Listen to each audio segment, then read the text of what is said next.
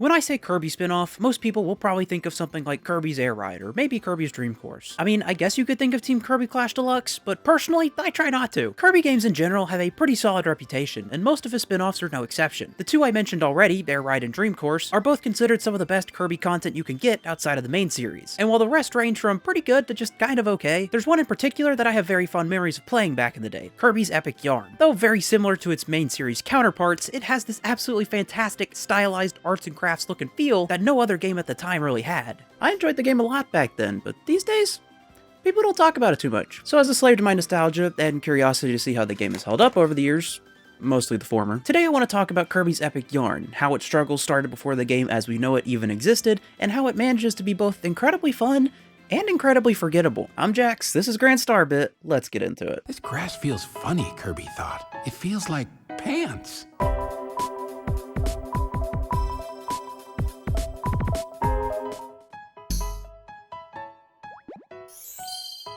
Kirby's Epic Yarn was released in 2010 for the Nintendo Wii. Developed by Goodfeel and published by Nintendo, the game is a 2D platformer in a very similar vein to the mainline Kirby series, where you move from left to right, defeating enemies and do some light platforming to make it to the end of each stage. However, the difference with Epic Yarn, other than the whole, yarn thing, is the removal of Kirby's copy abilities in favor of more simply giving him a yarn whip he can use at all times, as well as occasionally transforming into different objects in certain gameplay segments. The game opens with our pink puffball being tossed into this brand new world after attempting to eat a funky looking tomato that actually belonged to an evil sorcerer. Understandable mistake, happens to the best of us. Upset at Kirby, the sorcerer, whose name is Yin Yarn, transports him through a magic sock, where on the other side, Kirby finds himself in Patchland, where everything around him is made of craft materials like string and felt, including himself now. He quickly meets Prince Fluff, the ruler of Patchland, who explains to him that Yin Yarn has taken the world apart, and that the magic yarn holding it together has gone missing. Kirby, being the kind and supportive friend he is, decides to join Fluff and help him restore Patchland to its former glory. And it's from here where you'll travel across several different worlds, visiting different environments across many levels, encountering enemies both new and familiar, finding collectibles, and just generally being absolutely adorable, as Kirby usually is. Now that sounds all fine and dandy, but interestingly, the game's development was anything but that. The game actually didn't start out as a Kirby game, instead focusing on the side protagonist who we were just introduced to, Prince Fluff, who was tasked with rescuing his mother instead of presumably putting the world back together. The choice in art style came from the director of Goodfeel's previous game, Wario Land Shake It, Madoka Yamauchi, who told producer Etsunobu Ubisu that the idea, and I quote, just sort of came to him. You know what? Fair enough. They used actual craft materials to come up with the initial pitch, which was apparently so visually striking that even the development team couldn't believe they were working on a video game. The project was approved, a prototype was up and running in no time, and all was well. Is what I would be saying if progress didn't almost immediately come to a standstill. Goodfeel was having a hard time finding a good difficulty balance, and the overall atmosphere, while incredibly pleasant, didn't complement the challenge the game had very well either. As a result, the game got boring and tedious pretty quickly, and they just didn't really have a good idea of what the game as a whole would end up being. It was around then Nintendo pitched a new idea to them. Why not toss Kirby in there? By pure coincidence, Prince Fluff was already pretty similar in terms of design, and by that I mean nearly identical, but once Kirby had been turned into yarn and put into the game, it was clear he was a perfect fit, and being able to use the already established world of Kirby helped give the game the life it needed, with the developers themselves even admitting that adding the pink puffball helps bring the fun back into development. And that ultimately became the main goal of the game itself, just simply being fun, not too difficult or challenging like they had initially planned. And that idea is pretty present throughout the entire game. Kirby, now turned entirely into yarn, can no longer inhale like he usually can. This begs the question of,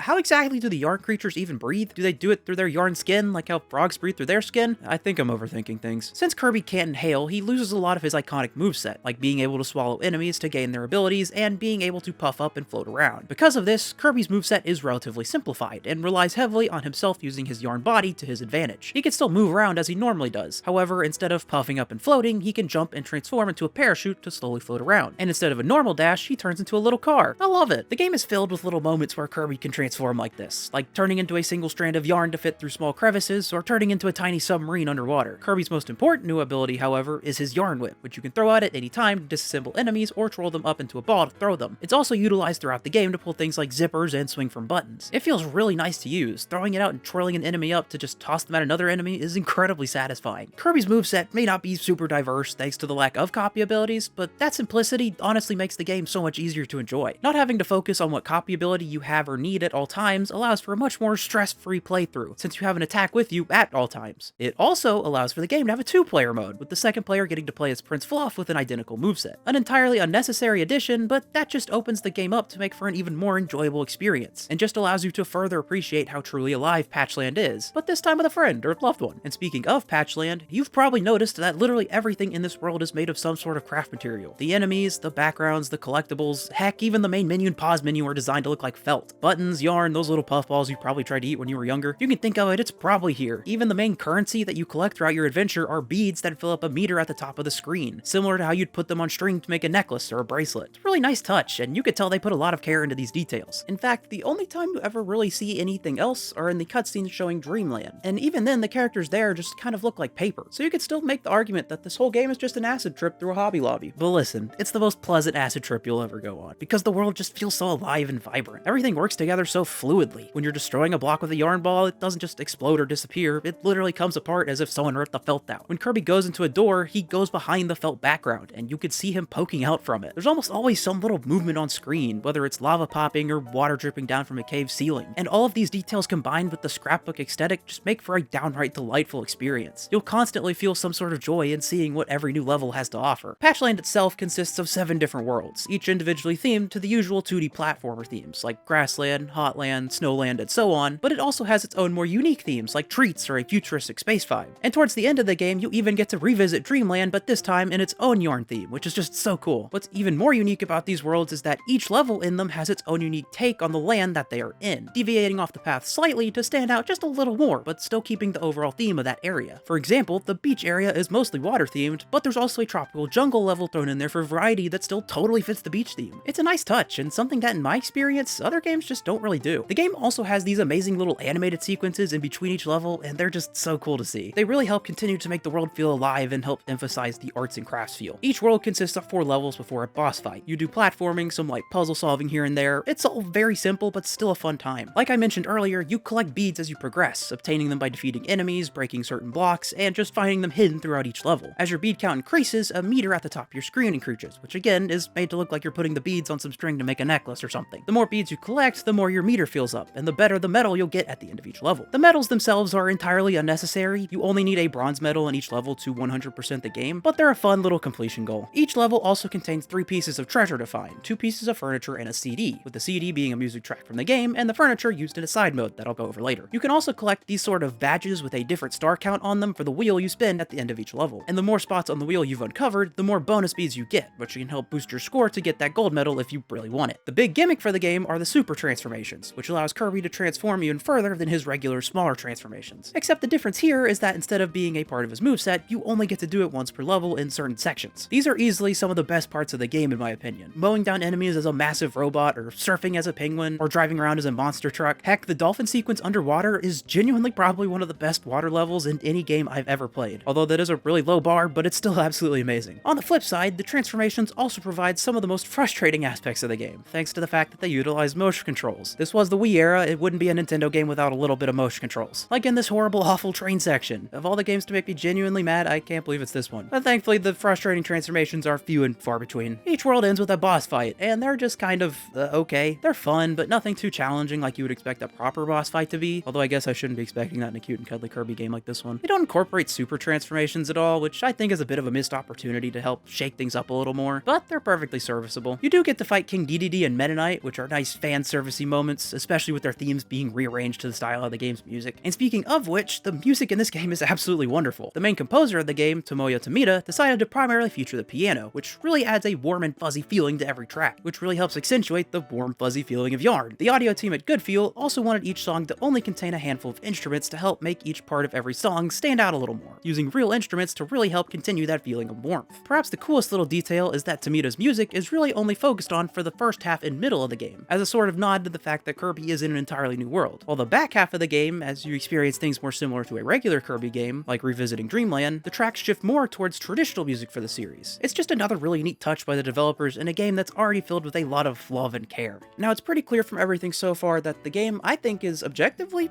pretty good, but that unfortunately doesn't stop it from having downfalls and still being somewhat forgettable. So let's look into the various reasons for that. The game, from its beginning, before Kirby was even added, didn't have some clear direction or idea. Its main appeal was just its scrapbook design, and as you play the game, that sort of becomes increasingly apparent. Sure, the level's design may initially impress you, but beyond that, the level itself doesn't really do much to make it continually impress you and stay fresh in your mind. So the foundations for the game itself were already kind of shaky before the pink puffball got thrown in to help breathe new life into it. And once it was decided to make Kirby the protagonist, they decided to focus solely on fun and simplicity, which is by no means a bad thing. I mean, that's Nintendo's whole motto for the most part. Remember when they sent Reggie out and he straight up just said, "If it's not fun, why bother?" But that does come at a cost sometimes, and in this case, it's the game constantly being interesting, leaving it without many memorable or standout moments. Epic Yarn is visually pleasing, and the gameplay is fun like they wanted it to be, but ultimately, it's all just incredibly simple, not elevating anything about the Kirby formula enough to make it anything more than just a nice, cozy time. And speaking of the Kirby formula, even though the game is technically a spin-off, it mostly consists of aspects from the mainline series, leaving it in almost a sort of gray area between the two. Again, the game just does everything in such a simple manner that it's hard to put it in one category or the other definitively. The game's overall downfall is that it's just too simple, too safe, not really being willing to go the extra mile with anything other than its crafty art style. And it doesn't really help that the next brand new Kirby game, Kirby's Return to Dreamland, released almost exactly 1 year after Epic Yarn, and would end up becoming the standard for Kirby games for several years, with Epic Yarn, like many of its spin-off counterparts, sadly not ever getting a true sequel to maybe expand upon things and help elevate it to something truly great. Again, I think this game is genuinely a good time, and the overall pleasant vibes are absolutely wonderful and worth experiencing, but it just doesn't have anything that makes it truly stand out other than just its really unique art style.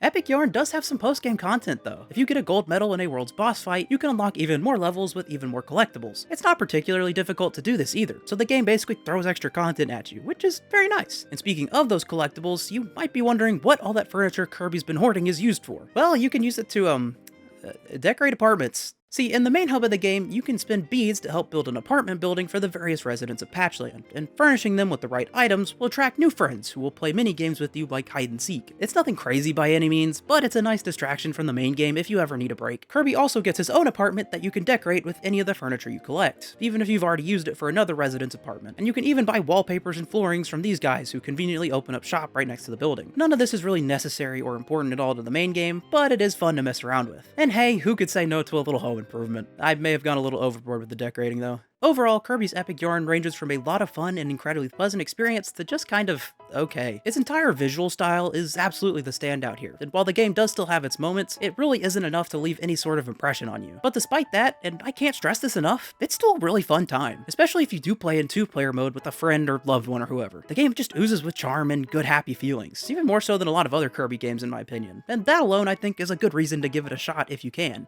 And hey, they did port it to the 3DS towards the end of its life with some interesting changes, but I'll leave this for another time, I think. But how do you feel about Kirby's Epic Yarn? Did you play it on the Wii back in the day, or is this the first time you've ever heard about it? Let me know in the comments down below. Once again, I'm Jax, thanks so much for watching, like and subscribe, and I will see you in a bit.